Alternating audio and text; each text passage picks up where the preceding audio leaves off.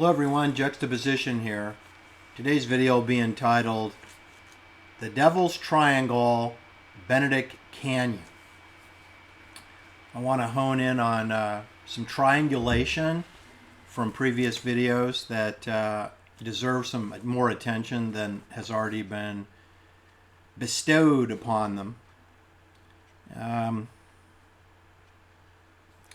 To study Benedict Canyon, one must first study Jewish Hollywood. Jewish created, Jewish banking, Jewish financed, Jewish managed, Jewish invented Hollywood. John Lennon was quoted as saying that show business was an extension of the Jewish religion. That's what John Lennon said. Sounds like he was correct on that. You should also know that to study Benedict Canyon means the studying of Marion Davies, who has a cul-de-sac named after her in Benedict Canyon. Davies Drive, which is a dead-end road. Davies Drive off Angelo Drive, which takes you very close to Bella Drive, which will take you to the Sharon Tate murder scene. You will study that William Randolf Hearst did not live in Benedict Canyon. Oh no, he stayed clear of that place. He wasn't far away, but he was in Coldwater Franklin Canyon, technically on the flats, just above Sunset Boulevard, off Coldwater Canyon Drive. And I'm here to tell you that William Randolph Hearst, who was a Roman Catholic, right?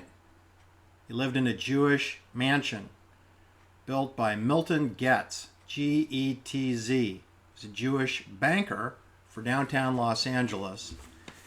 And his 29,000 square foot home, Mediterranean style, ginormous swimming pool, fountains, 3.7 acres. And Mr. Getz, Milton Getz, didn't start out as a banker.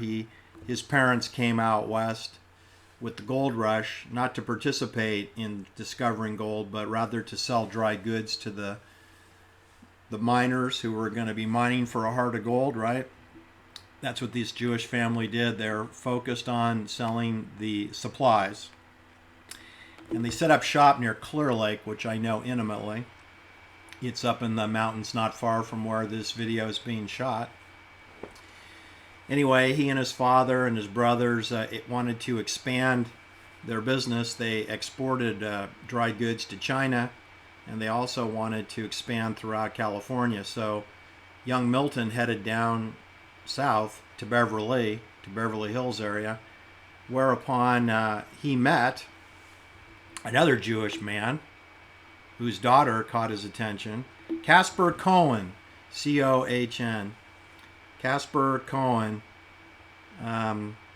was a banker in downtown Los Angeles. Caspar Cohen Commercial Savings Bank.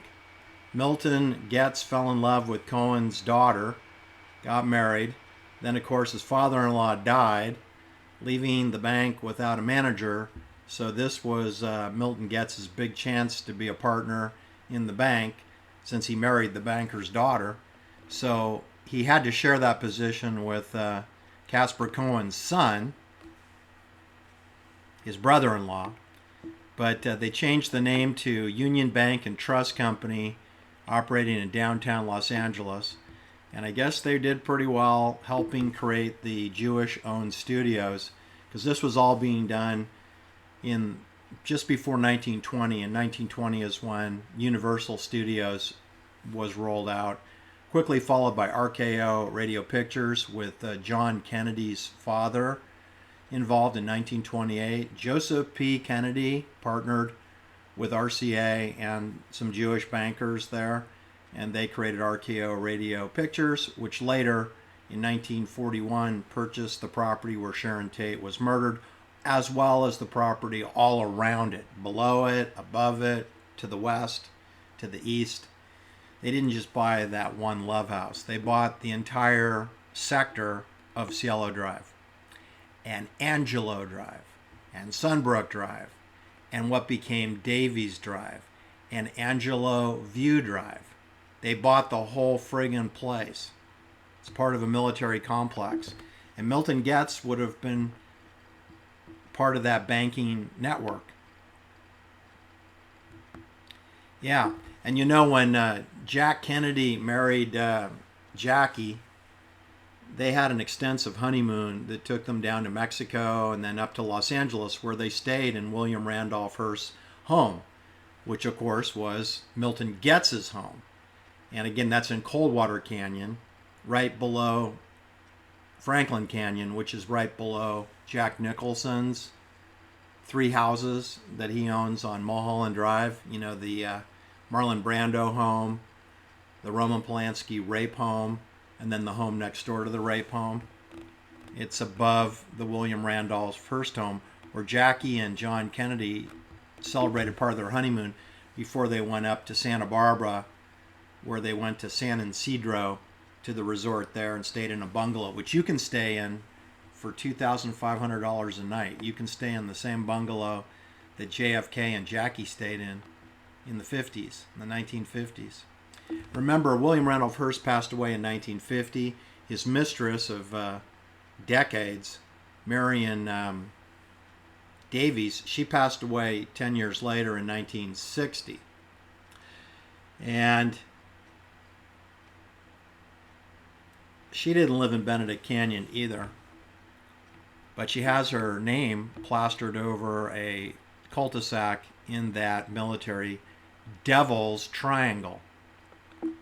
Anyway, I think it's very important for you to understand that Benedict Canyon is a military triangulated surveillance community where murders can be easily executed without the police knowledge in any way. And we only know about the murders that we know about. I'm going to just go out on the limb and say that there's hundreds of murders that are never reported and the police are never contacted and the bodies are disposed of and nobody knows. Like Tom Hanks has been missing for 3 years. Nobody knows where he is. He hasn't made any current events, public appearances in 3 years. Everything that you've seen about Tom Hanks has been in the can. Typical elite Hollywood film actor is going to be a minimum of 3 years to 5 years of material in storage. So you can die and then no one knows about it for 5 years. We learned that in Newsbenders. If you downloaded the link on my last video, Newsbenders, starring Donald Pleasance, who had just finished filming with Sharon Tate in The Eye of the Devil, along with David Niven. He was going to go on to work with Robert Duvall in THX 1138 with Francis Ford Coppola and George Lucas, in between filming the Altamont Pass free concert to rock out the 60s and murder Meredith Hunter with some kind of a dagger or bayonet. All right, so returning my attention to Benedict Canyon, one of my extremely intelligent viewers pointed out to me a couple videos ago when I discussed the properties to the east of the Sharon Tate murder scene, which I was focused on the Doris Duke house, which is formerly occupied by Rudy Valentino. Rudy Valentino, who died mysteriously after he had surgery for appendicitis and a gastric ulcer. He died at 31 years old, and he lived at 1436 Bella Drive. 1436 Bella Drive. Check it out. It's 350 yards or less, I think it's less, to the Sharon Tate gate to enter that murder property. It's directly across. It's the same elevation as the murder house. Anyway, after Rudy Valentino was done away with, then Doris Duke of the Philip Morris tobacco fortune, she was assigned that house. Anyway, below that house, we have a complex, very elaborate complex. We have 10060 Cielo Drive, which is directly below the Doris Duke house, which, by the way, it doesn't even have the street address on it. If you go there, the postman doesn't use the street address. They use the name of the house. It's called Falcon's Lair. Falcon's Lair. That's what that home goes by. It's technically 1436, but good luck finding that address. It goes by Falcon Lair, and it's posted on the posts of both sides of their menacing gate. Falcon's Lair. It is the surveillance house for the Sharon Tate murder scene of who comes and goes from that property. All right. Directly below that house is a long driveway and a tunnel and an elaborate home with fountains and an extensive area for cars for events or parties. There is no access to 10060 Cielo Drive from Cielo Drive. You cannot drive a car. You can't park. There is no garage.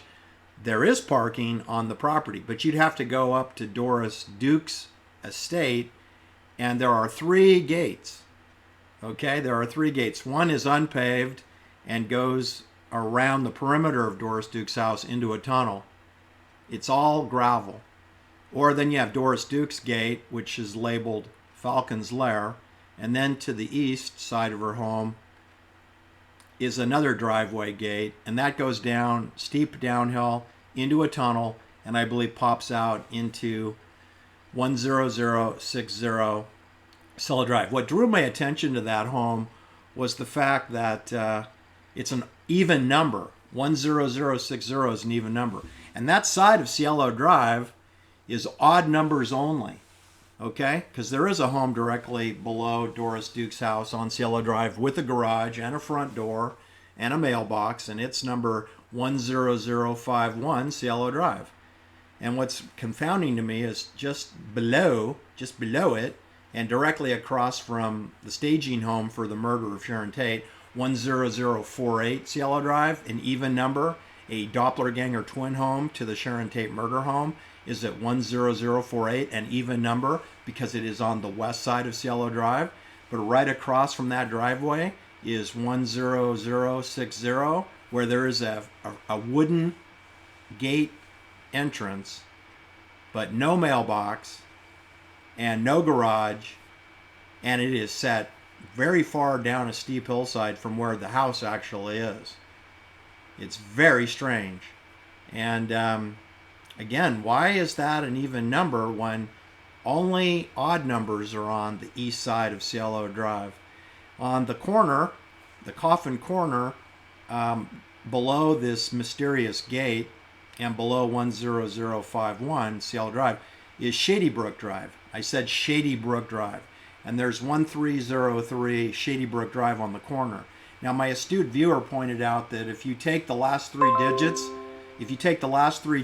of the homes that I just mentioned at 1303 Shady Brook Drive, take the last 3. It's 303. 3 plus 0 plus 3 equals 6. All right, 6.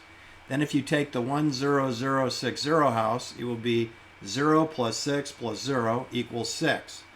Then if you take the home up the next up the hill on Cielo Drive, 10051, you will have 0, 5, 1 equals 6.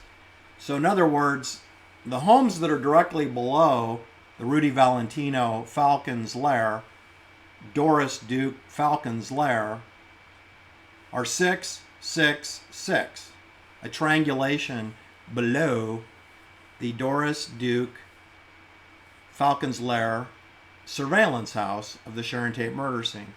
Anyway, that's more than a coincidence to be a 666. The only other person I know in that general area that has 666 is Ronald Reagan.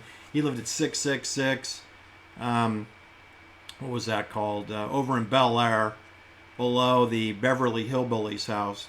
666 St. Cloud Road. Ronald Reagan and Nancy Davis, not her real name, lived at 666 St. Cloud Road. Very close to this address. Very close. But there's no sidewalks, so it's not easy to make those walks. It'd be better to ride a bicycle or a motorcycle or a scooter. All right. Back onto Benedict Canyon, which is really close to where we're talking about. We're on Cielo Canyon.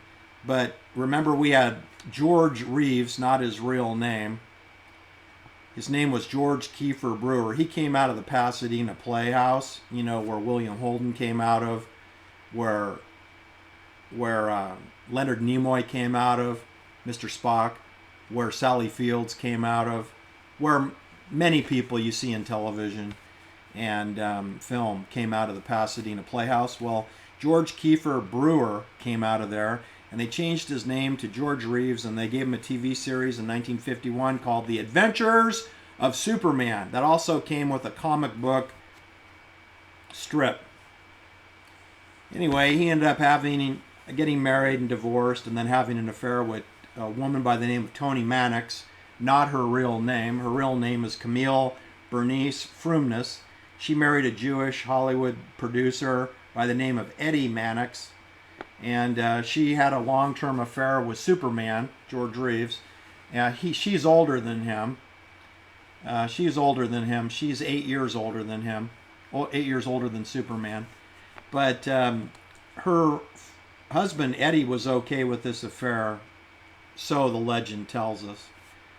Anyway, you know that on June 16th, 1959, at the age of 45, we're to believe that George Reeves shot a .38 caliber pistol 3 times, missing twice into his hardwood floor, and then hitting himself in the head with the bullet ending up in the ceiling. At age 45, shooting himself in the head at 1579 Benedict Canyon Drive.